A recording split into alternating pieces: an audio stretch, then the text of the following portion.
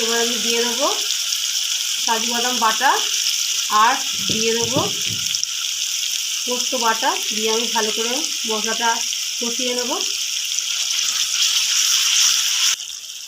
তো বন্ধুরা আমি ভালো করে একটা মিক্স করে নিয়েছি, আমার মশলাটা একটু হয়ে গেছে।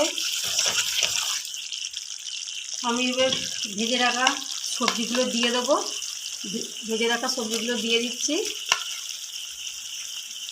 দিয়ে একটু ভালো করে মিক্স করে নিচ্ছি সবজিগুলো।